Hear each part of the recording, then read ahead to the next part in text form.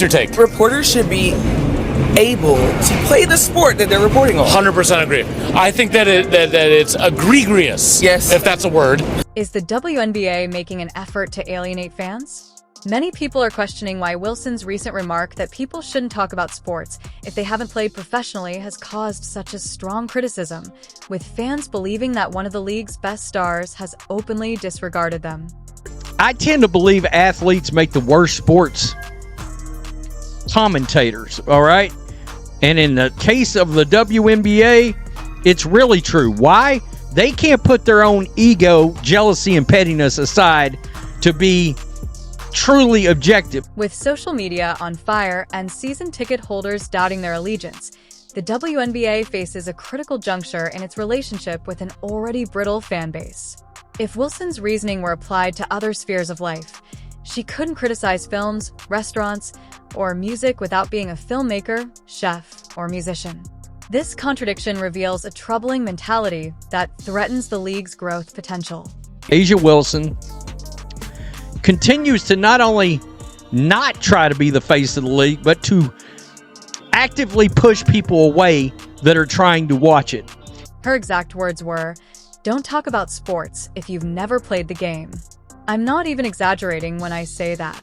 Can you believe someone would actually say something this absurd in public? Basketball fans immediately began criticizing her, and rightfully so. What's your take? Reporters should be able to play the sport that they're reporting on. 100% agree. I think that it's egregious. Yes. If that's a word.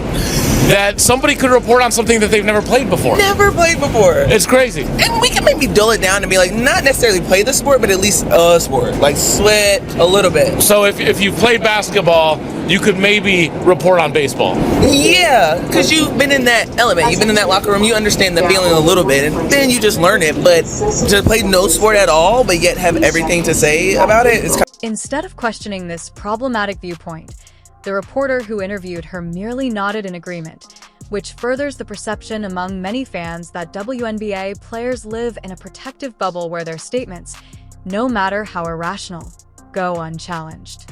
This statement directly alienates the very people who buy tickets and support her career, turning many away from the WNBA completely. The delusion and the absurdity in a statement like this, and then whoever this fool is like 100% agree. But as long as you played a sport, you can talk about all the other sports that you don't know anything about. You don't have to know anything about them. You just had to have played a different one. Really? The timing is especially bad because the WNBA is currently having trouble growing its fan base. After years of battling to attract a wider audience, the league has up-and-coming stars who are igniting interest in women's basketball. However, one of their most well-known players is telling casual viewers that their opinions are invalid because they haven't played professionally. It's like a restaurant chef telling patrons they can't criticize the food unless they've worked in a professional kitchen, totally misinterpreting the relationship with the patron.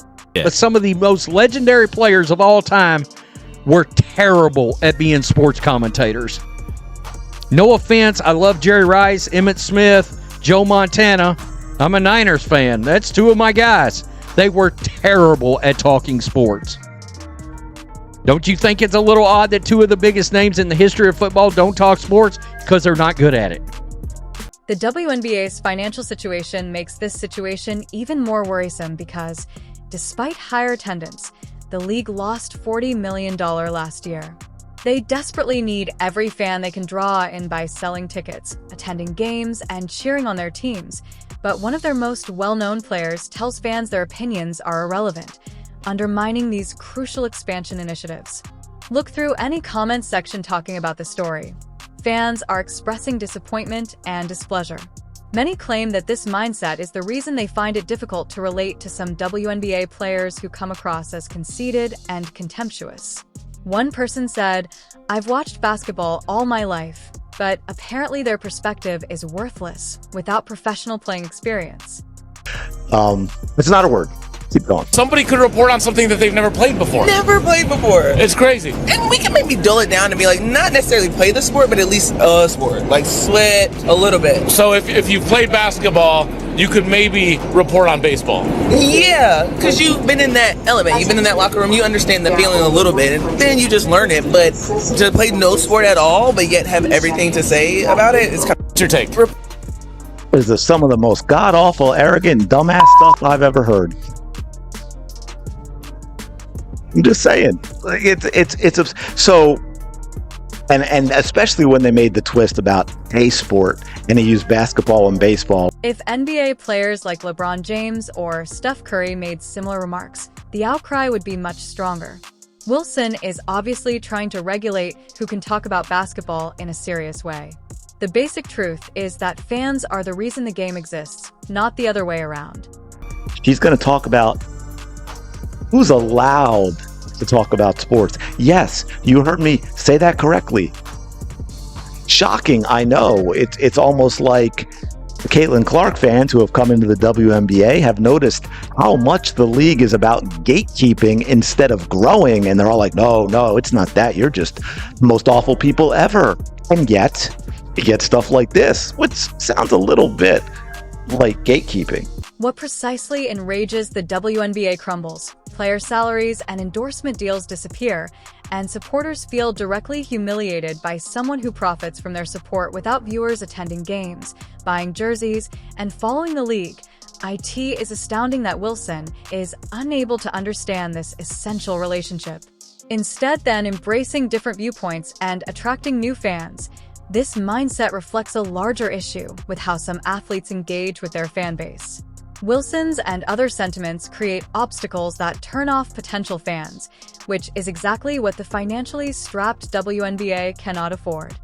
If you didn't play a sport, but you're really intelligent and you've watched that sport and you've analyzed that sport and you've learned everything about that sport to the point that you can probably make a pretty damn good coach, you have no right to talk about that sport, to have an opinion on that sport, to do analysis.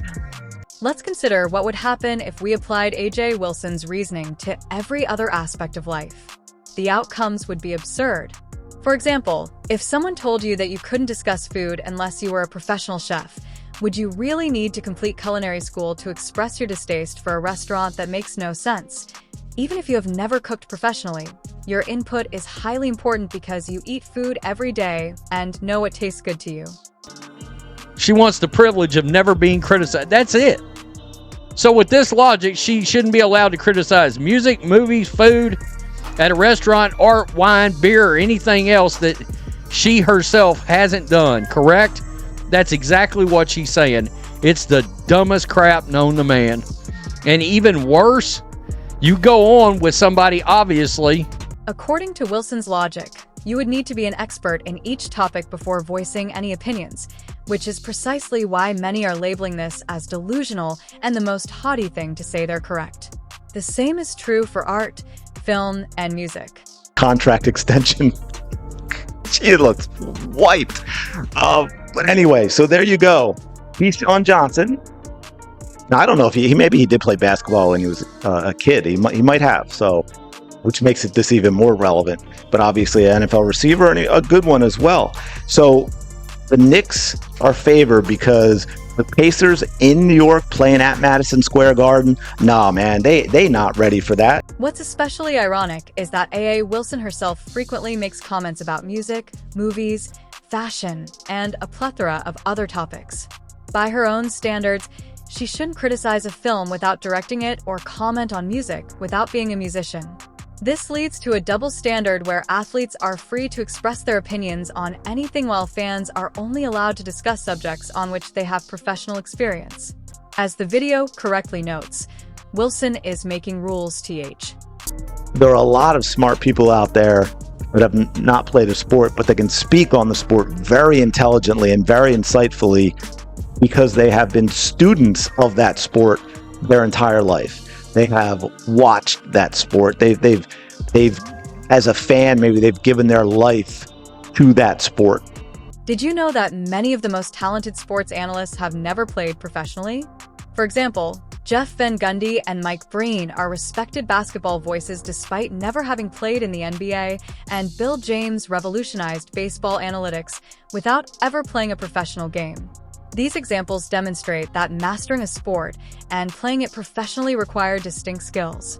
Conversely, a lot of former players make awful commentators.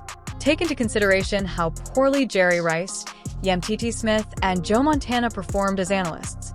Some coaches who have never played professionally understand the game better than former players because they have studied it methodically. Professional sports essentially exist as entertainment for fans to enjoy, discuss, and debate. Without fervent fans discussing games, professional sports would collapse and there would be no multi-million-dollar endorsement deals or TV contracts. When Wilson tells fans their opinions don't matter, she harms the very league that pays her salary. And this isn't even about skin color. This is about the narcissism and the insecurity and all that, because she doesn't want anyone to be able to say anything that is critical at all about A'ja Wilson. No one should be allowed to do that. So what she wants to do is tighten that bubble. Fundamentally, sports foster community via discussions and shared experiences, but athletes harm the group that supports them by voicing their thoughts. Similar to how several instruments produce a fuller symphony than any single performance, many viewpoints enhance sports conversations, making them more lively and captivating. Respecting fans is not optional. It is necessary for the success of the entire sports ecosystem. It's amazing to me the entitlement that these players feel like they have. The WNBA is struggling financially, losing $40 million last year alone, and then players turn around and basically tell fans their opinions don't matter. How does that help anything? There is a clear pattern of WNBA players making statements that push potential fans away. They post controversial takes that have nothing to do with basketball and then ask why casual sports fans aren't connecting with them. It really seems like the league is actively trying to drive away fans when players like A.A. Wilson tell fans they can't talk about basketball unless they played professionally. That seems ridiculous. I've been following the league for years, but lately I feel like the players don't even want me as a fan. A longtime WNBA supporter told me last week. This kind of alienation is awful when you're trying to establish a fan base. It's amazing. These players have wanted this league to grow forever and kept saying, why aren't anybody watching? And then when they tune in, they want the new fans to mark off a checklist of things that we're supposed to do. Since people are actually becoming interested in women's basketball and the WNBA has new attention from stars who are drawing viewers, now is the ideal time to welcome new fans, make them feel included, and get them excited about watching games. Instead, players are telling fans to shut up unless they played professionally, which is absurd. The league is trying to turn a profit for the first time ever. And their players, it's unbelievable. Successful sports leagues like the NFL or NBA embrace fan opinions and discussions. They don't shut them down because they understand that fan debates and discussions keep people interested in between games. The WNBA needs to learn this lesson quickly. The financial reality is brutal. A $40 million loss represents roughly $3.3 million per team. With these kinds of losses, they need every single fan they can get. They need people buying tickets, watching games, and purchasing merchandise. But how can they grow when players are actively pushing fans away? It's like witnessing someone purposefully turning away customers while their business is struggling to stay afloat. From this guy Bill James, who was a laughing stock for a long time with baseball, and now he's like the man. I would read his baseball abstract when I was a kid. They were coming out that he would self-publish, and they were awesome. But my point being, what's his name? Oh man, I can't think of. But the guy that he hired, right, to do all that analytics. If you saw the movie, the man didn't play. The man didn't play the game. He revolutionized baseball, but he didn't play. Even coaches who have never played professionally frequently have a deeper understanding of the game than some players. Nick Nurse and Eric Skolstra are excellent coaches despite having modest playing careers. By Wilson's reasoning, these coaches shouldn't even be permitted to discuss the game because the best athletes interact with fans and solicit their thoughts. LeBron James Williams, Serena Brady, tell them they are all aware that sports depend on its supporters. These players don't own basketball. Basketball was around before they were around. She should check her privilege. She's getting destroyed. I mean, honestly. The WNBA has enormous potential with the talent on the court, and basketball itself is fantastic. But when players treat the very people who support the league disrespectfully, it damages growth potential and drives away the fans they so desperately need. This gatekeeping mentality is the exact opposite of what the league needs to build audience and financial stability. Kind of like being a politician. You better be likable in some way, or you're not going to make it. She's unbelievably unlikable. I mean, they are literally trying to push fans away. It's unbelievable. It's unlike anything I have ever seen in my entire life. If Aya Wilson and other WNBA players want to expand their league, they must embrace fans and their opinions rather than silencing them. The WNBA needs fans far more than fans need the WNBA. A league cannot exist without fans, regardless of how good a player is. It's that simple. Without people attending games, purchasing jerseys, and cheering for their teams, the league collapses, the players don't get paid, the arenas remain empty, and the games vanish. Put yourself out there and do stupid shit on a personal level, and you're this quote-unquote sports celebrity, you're going to get called out on it. This league better get used to that and wrap their arms around it. Who has the authority to choose which basketball opinions are important? After all, aren't the supporters the real lifeblood of any sport? Please share your opinions below.